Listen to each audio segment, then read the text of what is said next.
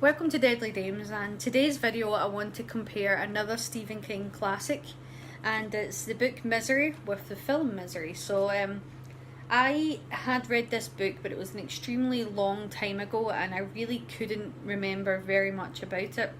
And I think Claire was really shocked by that, because to her, I think she remembered every detail about this to Rob Reiner's movie.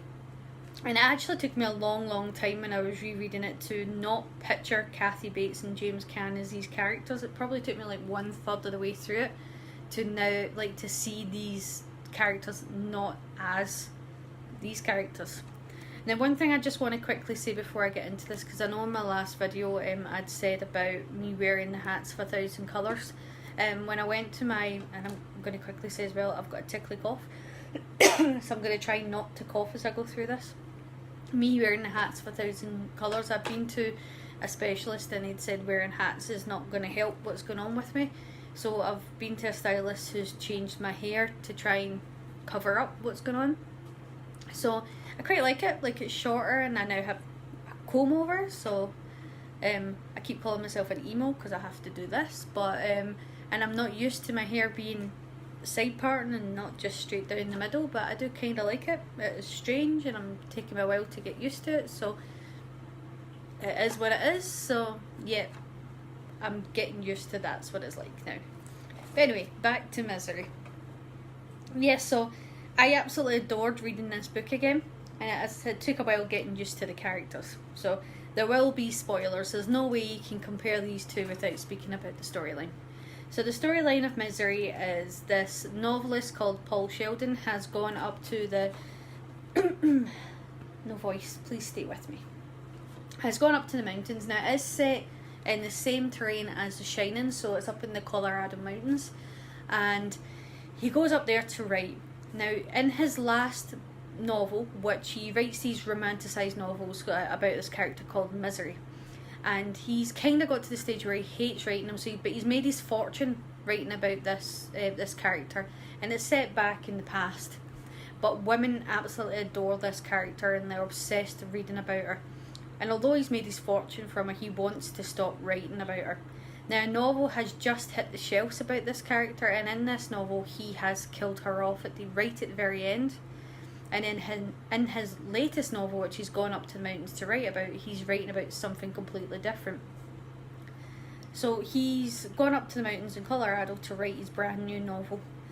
He's got a ritual at the end of writing where when he's finished writing, he kind of orders a bottle of champagne, has a smoke, and then packs his car and drives back to the city to let his publicist read his one and only copy, because he doesn't believe for bad luck that you make a second copy of your book. And that's kind of where the story starts, is that he's just had his drink of champagne, his smoke, got in his car, it's a bad storm, and he's driving back to New York. And I think it's New York, he's driving back to the city, we'll say, and the storm that he thought was only going to be small has suddenly started coming down, and because he's had a drink and the storm's really bad, he crashes his car. And he's saved by this woman, and whilst he's lying there and a day is coming in out of consciousness, this woman's giving him mouth to mouth, saving his life, and he's suddenly hit by this sickly, sweet, bad breath. And he suddenly thinks, I think I would rather die than have this bad breath saving my life. And you do kind of find out later on in the story, it's this one we're talking about, why she's got this really bad, sickly, sweet breath. But for right now, he's just like, this is disgusting, stop breathing into my mouth, saving my life. But she does save his life, and then he re-wakes after she saved his life in a bed, sort of tied down, and she tells him that she's a nurse, but she can't get him to a proper hospital because all the roads are blocked off because of the really bad storm. And he obviously believes that because he knew, obviously crashed his car, it was a bad storm. And then the story gets dark and twisted from there, because he realises, she's a #1 fan, she's reading his current book, the one that's just came out, and he's like, where's my all my stuff, because he knows that's got his one and only copy of his new book that he's written in there. And she's like, everything's safe. And then in the middle of the night, she's telling him I'm reading through your new book, I can't wait to find out what happens to Misery. And in the middle of the night, she bashes through the door and she's like, "Oh, you dirty bird," because she's realised he's killed off Misery. And that's when he realises this woman's a psychopath.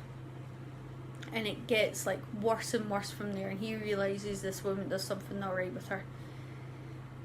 And she makes him, but at this stage she basically realises he's got a new manuscript which she starts to read, and he realises she doesn't like swearing, and she doesn't like this, and she doesn't like that. She's like very prim and proper, even though she's a nutcase. She makes him burn his one and only copy of the manuscript. She makes him go long periods of time without any medication. He realises that he's actually addicted to his medication. At one stage when she has like a meltdown, she actually leaves the house and leaves him suffering without any medication. And that's when he realises that he has to do something. Now she comes back after having a revelation and also leaving him suffering for a prolonged period of time, with a run-down typewriter and a wheelchair. And she basically tells him, obviously after she's made him burn, I think it's actually at this stage she makes him burn his manuscript, and she basically says, "You're going to bring Misery back from the dead somehow." And this is where the story takes a really bad turn, because she's basically saying to him, but I love this part, like this part where she comes away, and the way that Stephen King's written it, where she basically is telling him that she's not stupid, and she's saying like she used to watch these TV shows where like a guy would be, and to be honest, like it makes sense, where a guy would be like in a car going down a hill on fire, or going down a hill, and it's like, I can't remember what those shows were called actually. She says it in the TV, in the movie and in the book, like cliffhangers, where he'd be trapped in a car and he goes off the cliff, and that's how the show ends. And it's stay tuned and you'll see next time how he escapes this. And then she would go back to see how stay tuned and how he survives it, and then suddenly it would show you, even though he went off the cliff in the car, that he somehow got out of that car, and she'd be like, "Well, no, that's not what happened. He actually was in that car when it went off the cliff. This is a lie, this is a lie." And she said that's what he did when he tried to rewrite that Misery somehow survived, even though at the end of the book she died. And he had to rethink, how can I make Misery survive even though she died at the end of the last book. And she made it very difficult for him to overcome those steps. Now, Annie in the book, I pictured Annie as kind of like a mountain man. That's the only way to describe her. And she was also severely, severely unhinged. She was truly and utterly terrifying. And although she was obsessed with Paul, she was also, as I said, terrifying, but she was also somebody you would, very clever in everything that she did. She was one step ahead of Paul in everything. Paul could not outsmart her, even when he managed to get out of the room in his wheelchair and he used Annie's little hair clips to unlock the door and relock the door. Annie knew every way along that he was doing that. Even when he thought that she didn't know, she did know. Now, the Annie in the movie, and I think Kathy Bates is brilliant, and I always say that she would be a dream guest for me to meet, because watching the movie when I was growing up, Kathy Bates truly terrified me in that role, and there's not many people that truly terrified me in roles. I would say that, name's just going right out of my head, but Tony Todd is one, as the Candyman. Julian Sands as Warlock is another. I don't know why, I think it's just his persona. Rutger Hauer and Piper Laurie as Margaret White as the other ones. I don't know why, all of those people are just powerhouse performances, but Kathy Bates is definitely one of them. So I'm not taking anything away from Kathy Bates' performance in the movie, but for me, Kathy Bates is, you feel a little bit of empathy for her. You feel a little bit, sorry, not empathy, sympathy for her. The Annie character in the book, you do not feel sympathy for that character. She's truly terrifying. You would cross the street to avoid her. Whereas the Annie in the movie, you actually feel a little bit of sympathy for her. You feel that this woman has a mental instability, whereas I don't think that Annie in the novel has any mental, although she's got obviously some sort of mental instability. I think she always kind of knows what she's doing, even when she has the little mental breakdown and she starts like eating a ton of sugar, which is why she's got the bad breath, and goes off the rails a bit. I think she always kind of has a little bit of self-control. The main differences between the movie and the book is, and I think this is one that everybody kind of knows, even if they haven't read the book and the movie. Even if they haven't read the book, because somebody's told them, is hobbling in the book compared to the movie. When she hobbles him in the movie, and this is a major spoiler, and she puts the block of wood between his legs and kabooms his legs together to break his ankles. Now, what always really annoyed me in the movie is if somebody did that to you in real life, your legs would be absolutely goosed. You would never walk on them again. But obviously at the end of the movie you see James can walk, and he wouldn't walk again. And in the book she actually cuts one of his legs off, and it's horrific sounding. When you picture it, I was going to say it's horrific looking, but it's because when you're reading the book you picture it in your head. So I was going to say looking because I pictured it in my head. She does it with an axe, and it doesn't go all the way through his leg first time, so she does it again, and then she burns it, and he smells his own leg cooking, and he describes it as a pig cooking and roasting, that he was at a roast when he was during, I think it was summer, when he went to a roast. And he describes it, and then he describes his foot kicking when it comes off, and he describes seeing a scar in his foot from something that he stood on when he was a kid. It's just disgusting.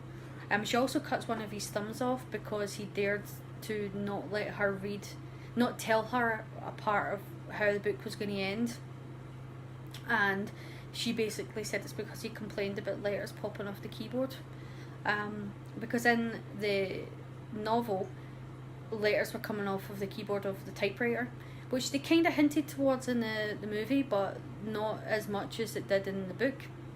Now, I think the movie did a fantastic job of trying to get across everything that's in the novel. It's very, very difficult to put everything that's in a novel into a movie, but they did a really good job of doing that. There's also a horrific attack that's in the novel that's not in the movie. In the novel, a young police officer turns up looking for the missing Paul Sheldon, and she stabs him with a wooden cross that's actually because in the novel she disappears for a lengthy period of time, and one of her cows starves to death, which Paul Sheldon can hear from his room dying pretty much, and she buries it, and she puts a wooden cross on its gravestone pretty much, and she stabs this police officer with the wooden cross, but he doesn't die straight away, so he's like suffering. And whilst he's down on the ground trying to get back to his police car, she runs over him with the sit-on lawnmower, and it's horrifically described how badly she destroys this guy. She then disposes of his body and then disposes of the police car. But obviously in the movie, it's an older police officer who's actually a bit of a comedy relief, and you don't want him to die actually, because you like him and his wife in the movie, and she actually shoots him with a shotgun.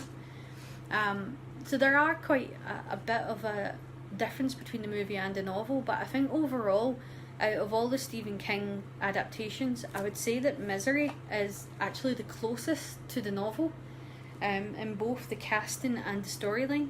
I think that Kathy Bates and James Caan do a fantastic job of bringing these characters to life from the book to the screen. However, I would actually say that the book is still better.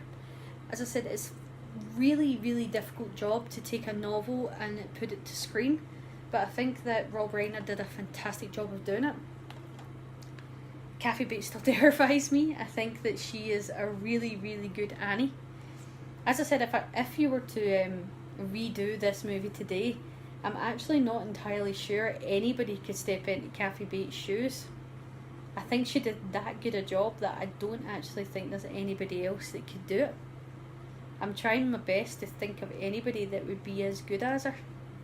Another Annie. Is there another Annie? I generally can't think of anybody else that could play her. Maybe you can make someone not obvious. I can't think of anybody.